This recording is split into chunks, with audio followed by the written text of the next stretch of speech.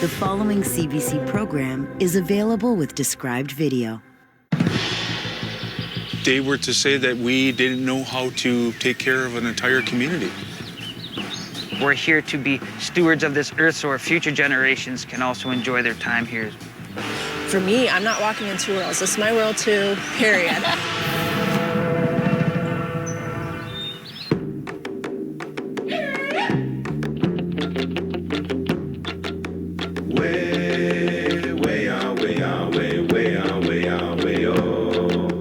My name is Kris Nahrgang.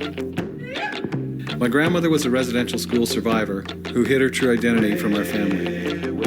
I am on this journey to continue the legacy that was stolen from her. I'm Sarain Fox. The movement of Indigenous knowledge revitalization is thriving across Turtle Island, and I want to introduce all of you to the revolutionary work being done by those who have dedicated their lives to shifting colonial narratives by harnessing Indigenous knowledge.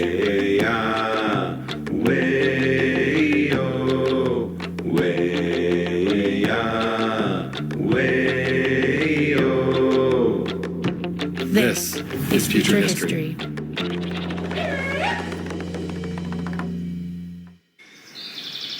Skanadot. The village that once was there is now resurrected. Our livelihood meant a lot to us. And in our language, Ji Nikwale Hoda refers to our way of life.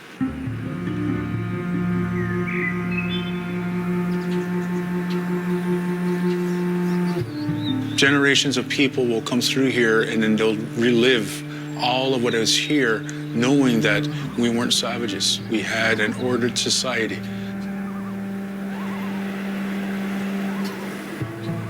That's a part of reconciliation, is that we need to reconciliate ourselves too, so that we can share what is here and so we can have a prosperous future.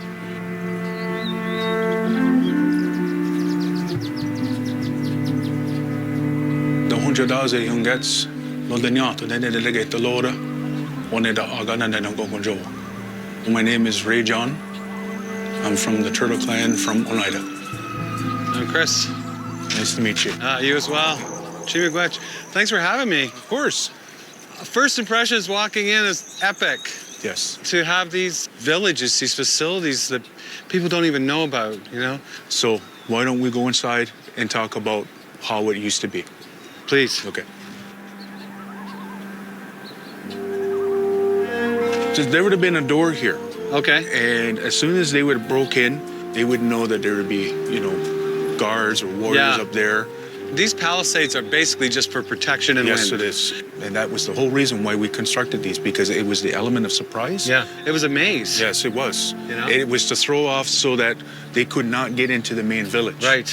They would run on the other side. Right. There will be warriors on that side, and then there'll be another Group of warriors coming from this way. Yeah. So every way's covered, and if they didn't know where they were going, they were done. That was pretty much it. Yeah. And if they could not get inside the village, they would flee. What we're trying to protect in here. We'll protect our families. Once we go inside, you'll see why we had to protect and preserve what was ours. Right. What you see here, my friend, is as close as we can get to what our people used to live in.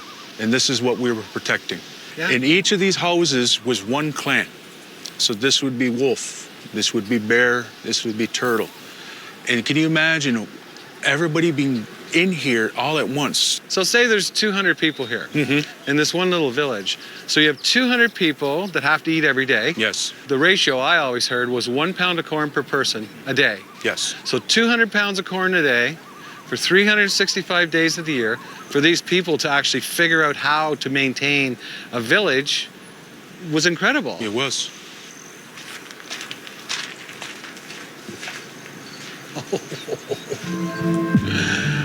This is not the actual scale. This is downscale to structures back then were massive. Maybe 12 families all living in here, so that they all had to learn to get together. You had a sleeping quarter here. Yeah. So that may be mom, dad, child. And at the very top here These were the drying racks where they would hang the tobacco, they would hang the corn, just so that they're preserving it. So now each clan have a chief? It wasn't always a chief, Okay. it was a clan mother. We have to remember as men, where do we come from? And that very essence of life, we have to remember that's where we came from. Our women, when they spoke, everybody listened. So these cabins were donated to conserve the way that our people lived. All these houses would be on the settlements where we established now. It was all after the Indian Act. We downscaled everything. They've been moved here, and as you can see, it's condensed to what we saw. It's not quite like a longhouse. No, it's not quite like a longhouse. I want to share with you the Oneida Nation Belt. And the story that went with this was when the Oneidas first came in contact with the peacemaker. The peacemaker was named the Ganawida. The Ganawida took a stick and he drew this, just like that, right in front of you. And he asked him, what does that look like to you? And he said, that looks like a blueprint. And a blueprint of a house. And they are the fires of Oneida. The red represents the fire, the blue represents life and the peace that we uphold. And that's what I wanted to share with you. Thank you for that story. So Chimiquich, it's so great to meet you. And continue your work. I will. Thank you very much. There is no such thing where we've not progressed, but we always brought the past with us. This is how we still live. My name is Jamie Tucker, and I'm from Joe Haven, Nunavut.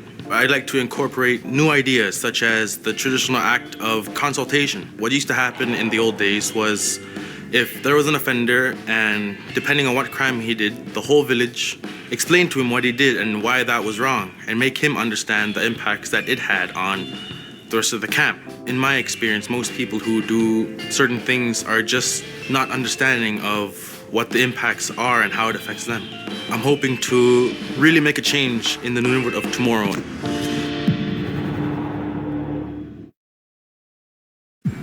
So they say long ago, Creator created us, humankind.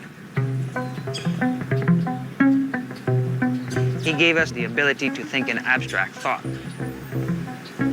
So he said to himself, how can I show this creation that they are here to experience this gift of life and everything is interconnected? What's going to affect one creation is going to affect another. And take care of this Mother Earth so our future generations can also enjoy their time here. So at this point in time, this one people were known as the sacred color of gold.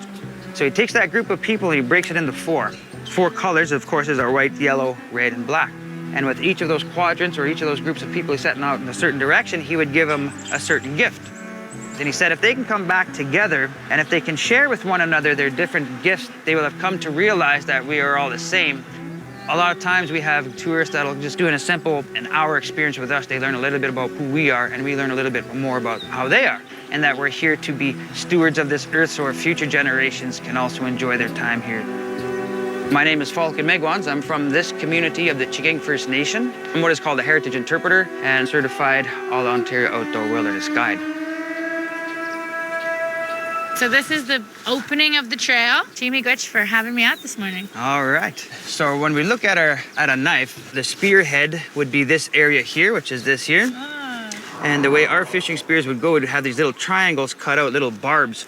And then where the spearhead gets attached to the wooden shaft would be this part here, which would be made of raw hide or sinew from the animal. So this is exactly how it's going to be set up. And the east point is right this part here where the lashings are. And when we get up there, we look out to our right, we're going to see this big, long, flat wall of limestone, which is going to be the shaft of the fishing spear. And we're going to go right to the east lookout, which is the highest point on Manitoulin Island up here. Okay. Sound good? Awesome. Let's All do right. this.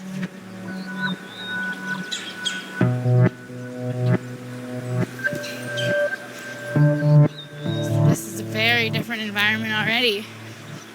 So that's our trail right up there. So we're actually going to hook around, climb up this little spot, but we'll be walking right along that area.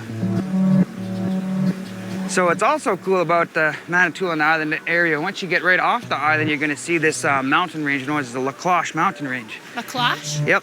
3 billion years ago, that was the highest point in the world. It's like taller than the Himalayas. But over those 3 billion years of erosion and the elements, it got eroded down. And now the rock that is exposed is sort of like the bones of Mother Earth, and it's known as the Precambrian rock.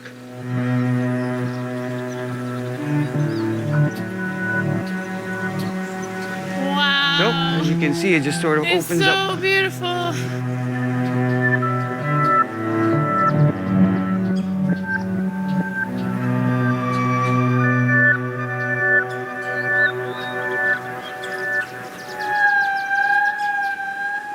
So what we do at the Great Spirit Circle Trail is we share in that traditional means. So our people are traditionally an oral people. We never had a writing system until the last 100 or so years. So everything that was taught or was shared was always done through storytelling and hands-on experiencing. When we share these experiences, that's exactly what we share with our guests as well. So each of our experiences, you learn a little bit about First Nations culture, spirituality, how we lived hundreds of years ago, how we live today, modern day society.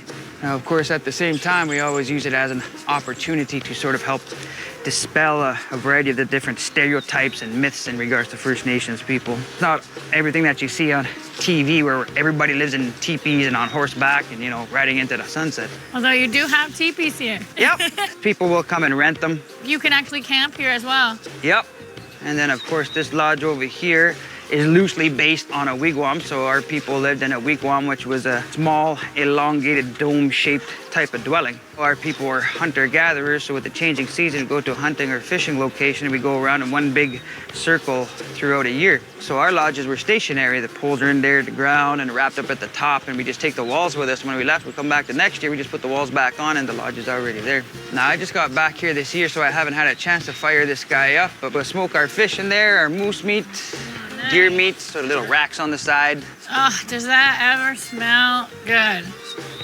I think it's really important that everyone knows that not only do you rent this space, but you offer full guided tours, meals, performances. It's short enough distance from Southern Ontario, from the big cities, that you can come out for the weekend and still make it back to the office by 9 a.m. on Monday morning. Lots to off-road here on the island. Amazing. I'm really happy to know that there's an Indigenous-owned company that is interacting with tourism and providing such an amazing opportunity for not only Indigenous people to reclaim, but for settler communities to be a part of the restoration of our knowledge and be a part of this land in Turtle Island. Miigwech.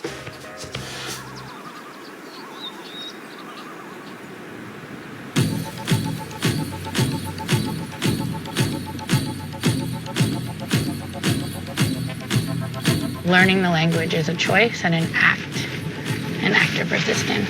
I think the only way that I'm going to have the language is to be demanding. It's not enough just to be in immersion. It's not enough just to be around the language. That's the choice I want to make, is to choose to learn the language.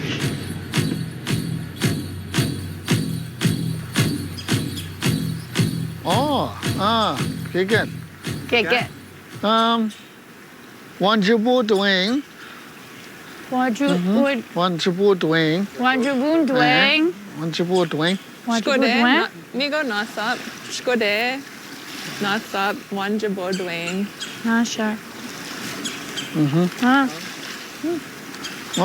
Sensen. Mashiatic. Mashiatic. Mashiatic. We both way. Nah, Matic. Ani Shashnika Reagan.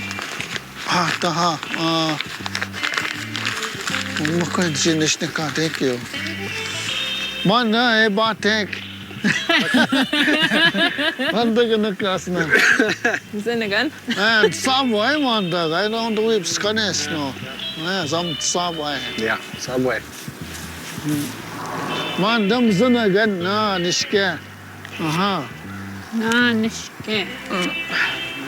Becca, man, don't kinema, Zinagan. Shmino, a batek, son. Shiatic. They got chinget. Ani Shas Chigay. Gatonan, man, Sanson. Gatonan. Gatonan, Sanson. Sanson. Etunan Sanson. Because this is Donanen, Mage. Skabewis. Skabewis, eh?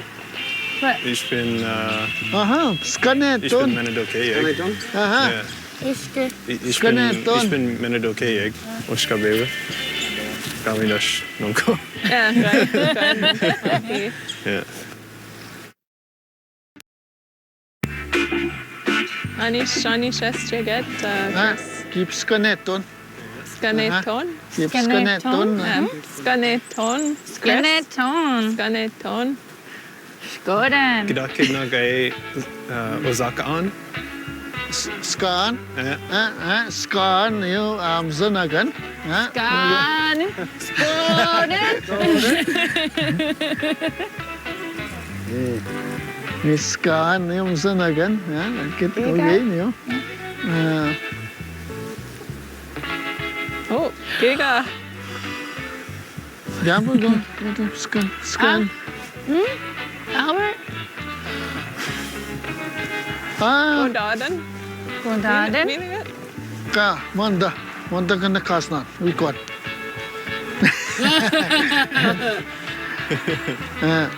Aha. Nation? Whips ka na? Ay, snagat mo ito whips ka. Sabay, manggil.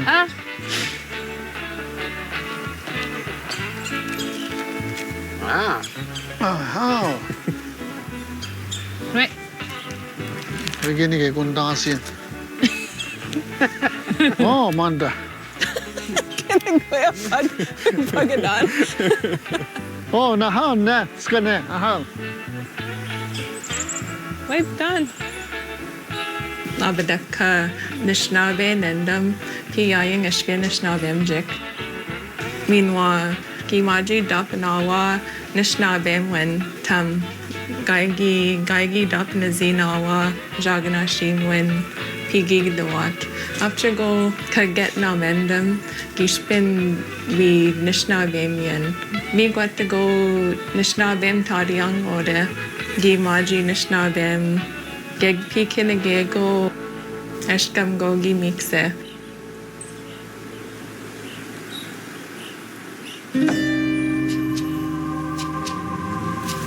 I was getting this profoundly deep loneliness. I have to go away from my community because there's no work there for me. You're traveling away from your community all the time and you start getting disconnected. Like you don't even hear your language anymore. That's where I just designed augmented reality, virtual reality, and mixed reality, and we're using it to build solutions for language revival. Monica Yingya Stano Gawanoge Goa Daknagale. I'm a software architect and I'm a VR producer with Monagar.com. My name's Monica and I'm from Akwesasne. So I've played with this one other time just for a few minutes, and it almost felt like it was in my brain. It's because you're fully immersed. So when you're sitting there, that's why you want to be sitting. Yeah. Look around and you'll see things like, oh, are you afraid of heights? Well, I am now. Oh, wow. But you're safe. You have, I made it so you have a platform to stand on. Yeah.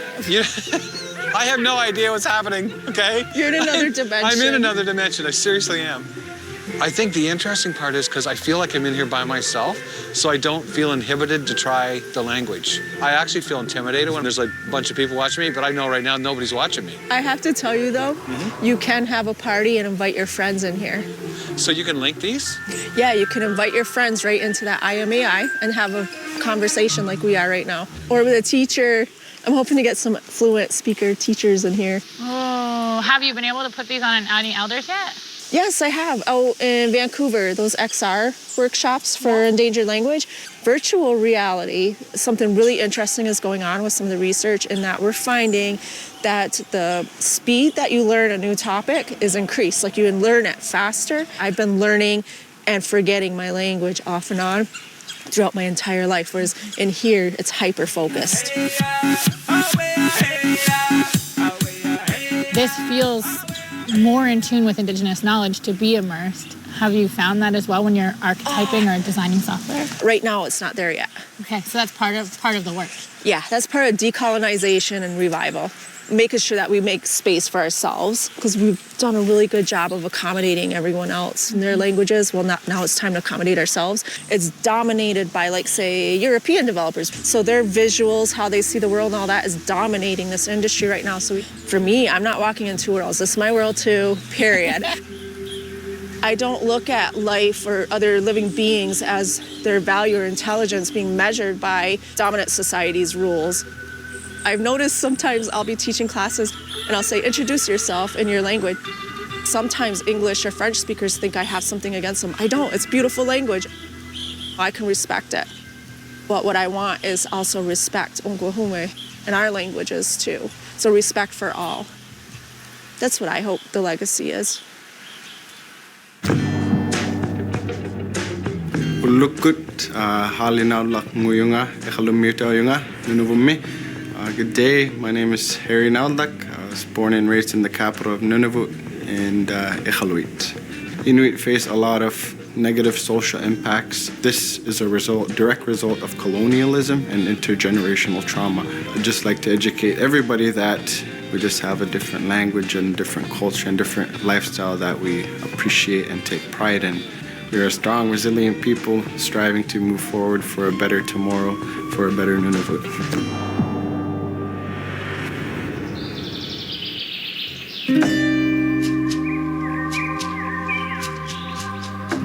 The one thing that resonates with me the most as we travel is these incredible people we're meeting and the hope that they offer for us all with reclaiming and the future. I really hope that in the future, my kids, all Canadians, don't have to look so hard to find people doing that work. And I'm full of gratitude for all of those people who are doing that work, Indigenous and non-Indigenous alike. I like unity. Yeah. Chimigwich. Chimigwich people.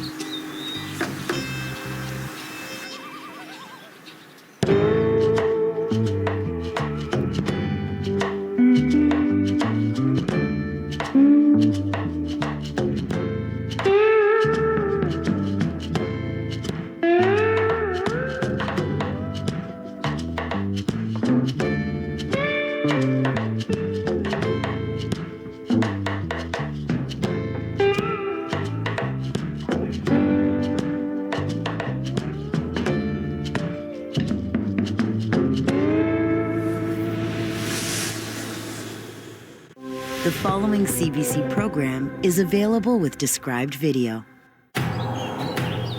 My grandfather was taken here, and what he did was something that I'll never, ever forget. Indigenous women across Turtle Island, they were led by the midwives in the community. It's beautiful. It's an act of generosity. We will go further faster through Indigenous storytelling.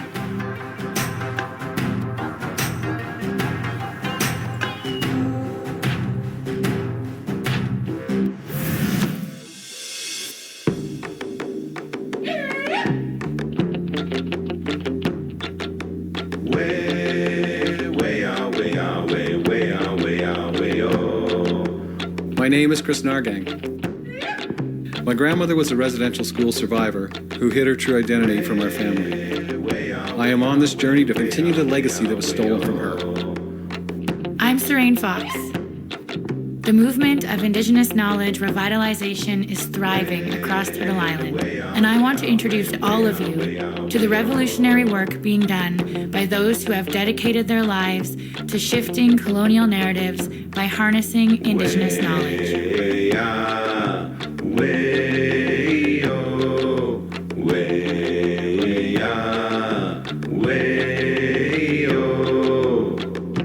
This is Future History.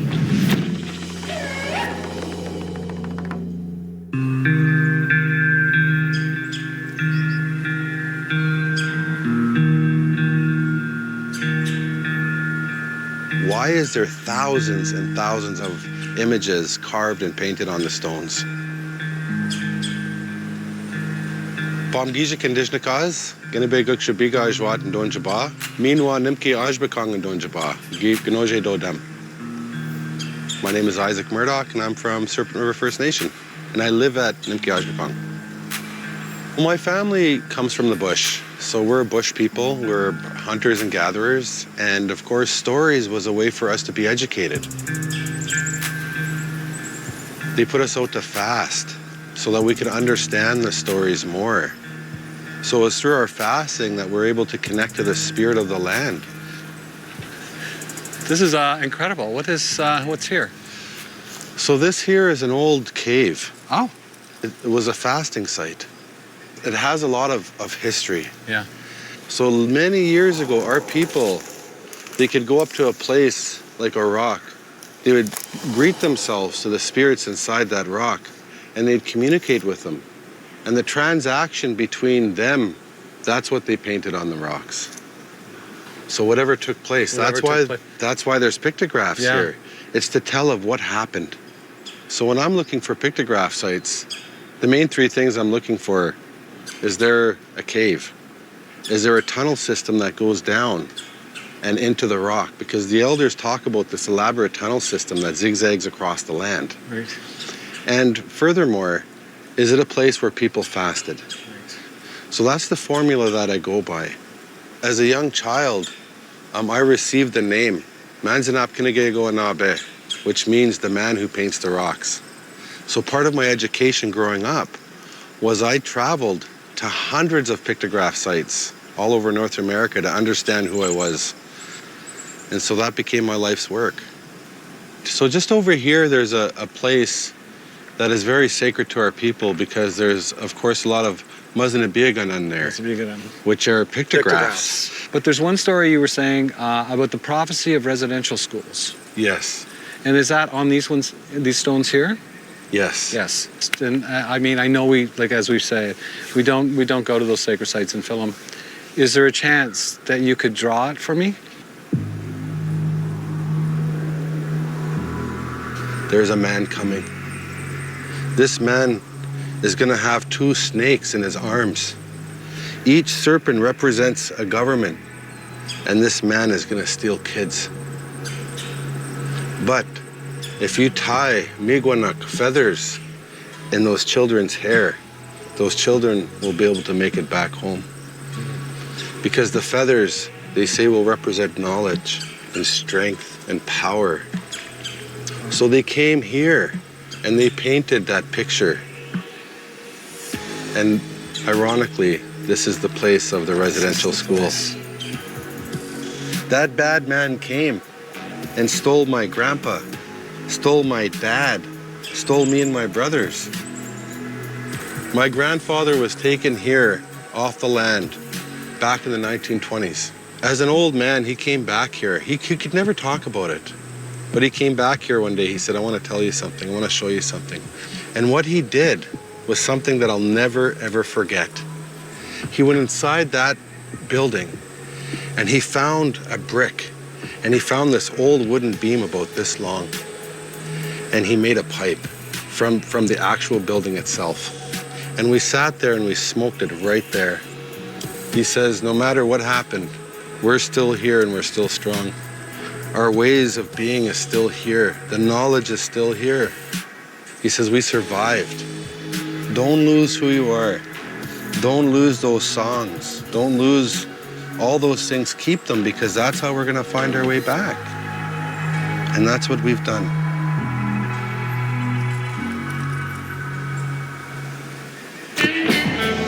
Ani Bojo, Wabanong Nimki Kwe Indigenous, Nimki Ajbakang Donjaba, Mishike Dodem.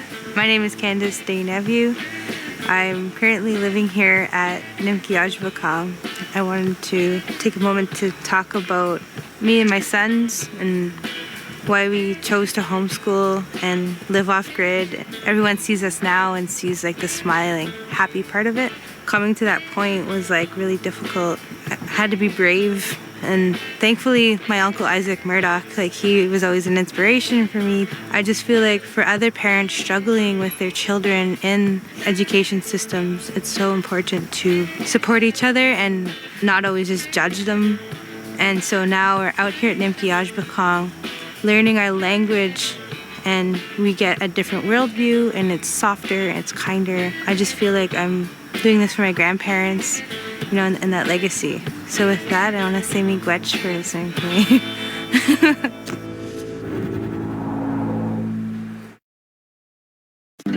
To really understand our culture, we have to understand birth, and we have to be in charge of that ceremony.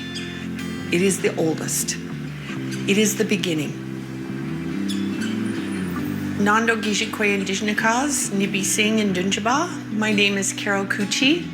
My spirit name is Healing Cedar Woman, and I'm from Nibising First Nation. I'm Rachel Dennis Kuchi. I'm her daughter, also a midwife here at Kittagani Midwives. So you're here in our clinic. People come from near and far to have their babies in our Indigenous midwifery clinic. We carry medicines that are very old and also very modern. And we keep the knowledge of some of the oldest ceremonies in our community. So we understand the coming of a baby and the beginning of a family, not only on the physical level, but the spiritual and emotional level. So we encompass the whole. Hey guys, Jamie Glitch, thank you so much for having me in your space. Oh, you're welcome. Absolutely, it's our pleasure. Can we see the space? Yeah, sure. Yeah. Come on in. These are our receptionists, Jane and her daughter Cheyenne. Mother-daughter, Jane and Cheyenne, hey. Yeah, we have a theme here. Yeah, I'm noticing a relation theme. So we try to really make this space representing our Indigenous culture because we really wanted women to feel that it reflected who they were, make it welcoming. That's the main thing. Yeah, very different space than a Western hospital. Exactly. When I came in right away, I was like, oh, I could live here. It's not that people feel that the hospital is a horrible place. They just might innately just feel an aversion to it because they might have not had great experiences in them. And also not everybody wants to go somewhere and kind of be looked at sideways that they want their mom, their dad, their cousin at their birth, when here we're like, it's not even thought to question. In this office, we work very integrated with the modern system. And we will do all the lab work. We will do an initial history. We'll talk about when their baby's due. We'll order ultrasounds, do a lot of medical things. But we also take time to talk about health and culture, birth plans. We conduct ceremonies here. We have the prenatal classes. We're starting teaching kitchens and sewing classes. Those are things that we can do as Indigenous midwives that are a little bit farther outside of the scope of regulated midwifery.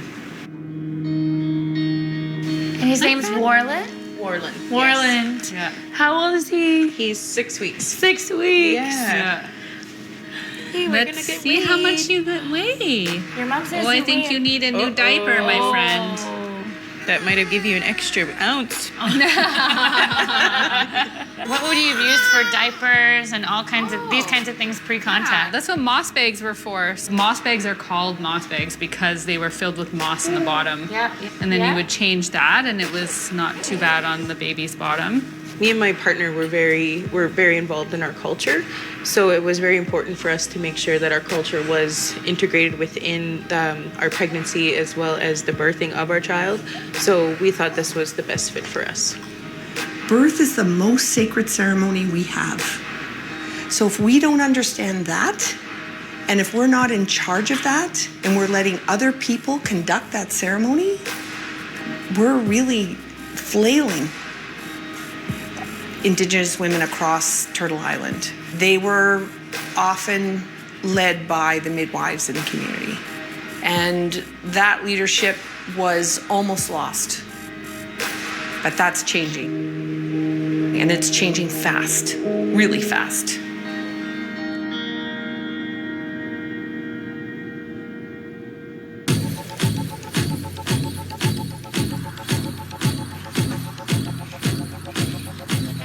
Ah, bonjour. Ah, bonjour. Hey, Annie, Kris. Tata, wann ist noch in Nakien? Tata, gego, gudu siton. Oh, sin. Sin? Ah, Sin? oh, sin. Okay, get. Ah. Yeah.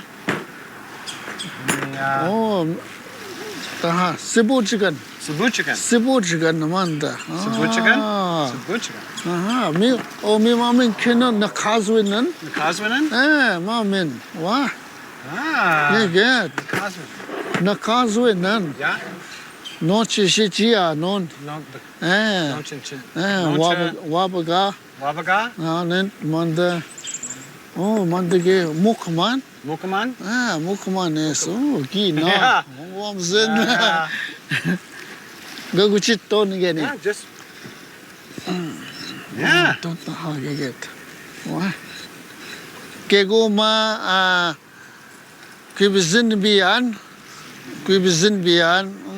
Midash manda Manda. kujibo ton manda Cebu chicken the nakasan. Nakasan? Midash kujibo to it mayo. Finish mat pingochi. Mat pi. Kita sepoton, kucupoton. Sepoton. Pinish mat pingoche, mat pi. Kita sepoton, kucupoton. Listen. So, ni? Aha. Zinak kuchigenene. Zinak kitchikane. Zinak kuchike. Kuchike? Nene.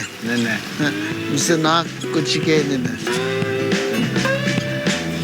In time?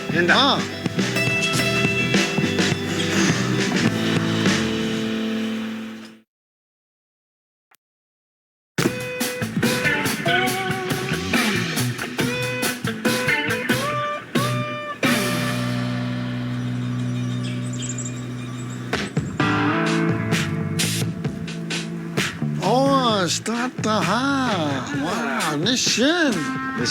Oh, Minak is the gun again? Yeah. Hey, can I Minak is this?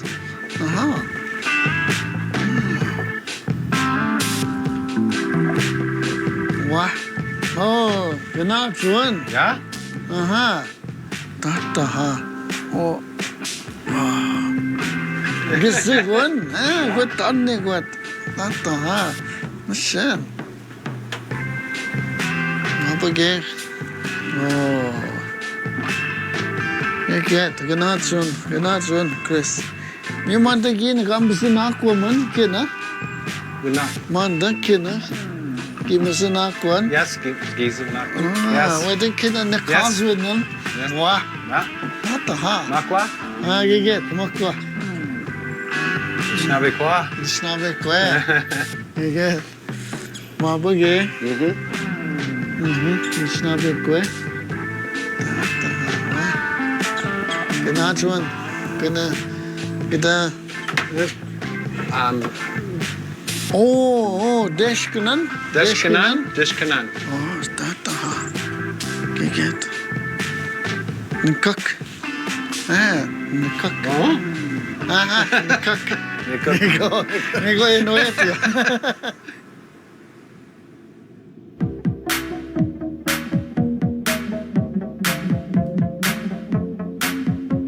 I believe Indigenous storytelling is a doorway that allows people to walk through these doorways to access or experience things that they haven't before.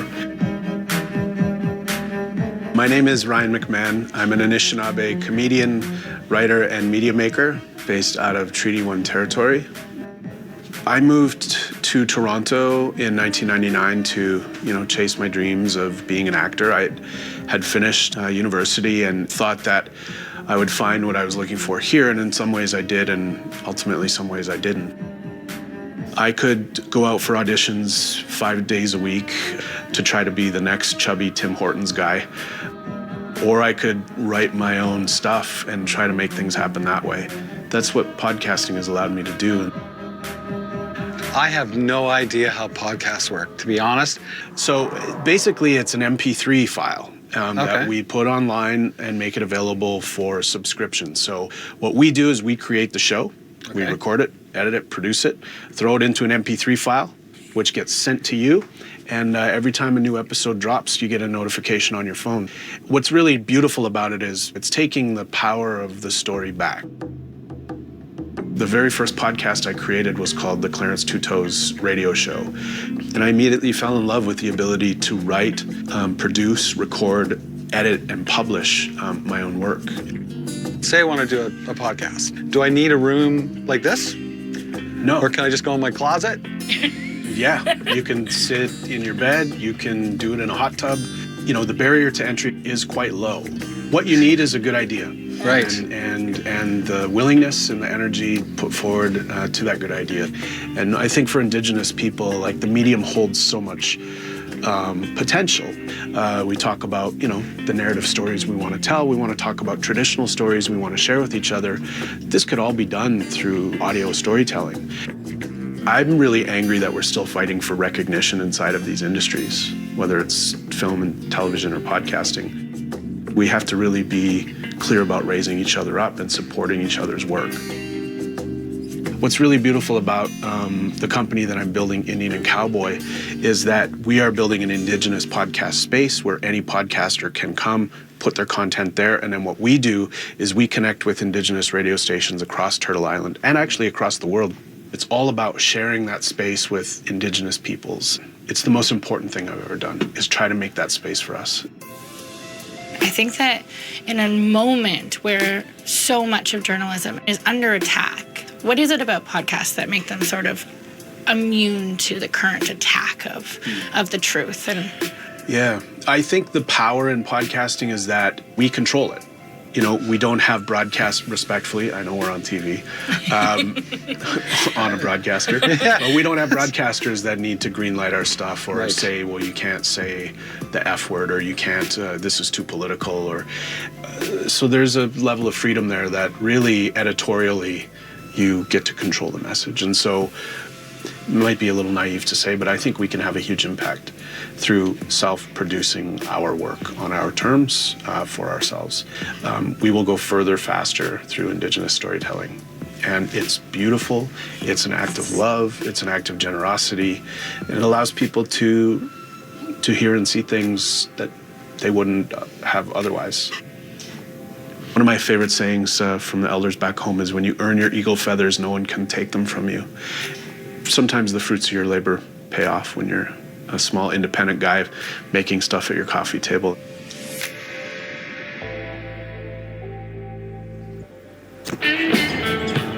Hi, Anihi Buju. My name is Sheila Trudeau. I'm from Wikwamkong First Nation. I was a young mother. I am mother to 8. Just go out there and support the children in your community. You know, they really need that support.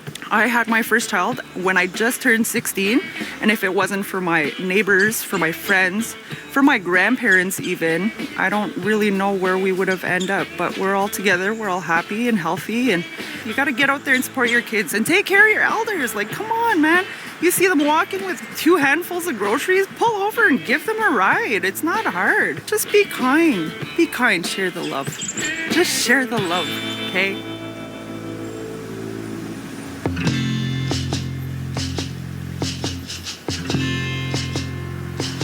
this journey of discovery, of reclamation, reconciliation, it's one that you have to do on your own. And when I feel that loneliness or that space of doing it on my own, I'm always reminded of the teachings of our ancestors that look around us. All of creation is our relative. And so we are always supported in our journey. Even this little guy is coming to visit. So, I mean, there's a sign. It's a great journey, and it's one I'm really feeling comfortable with, so I'd like to make an offering to that. To being always supported by creation, our mother, and all of these things that were put here to be in relationship with us. Chinigwech. Yeah.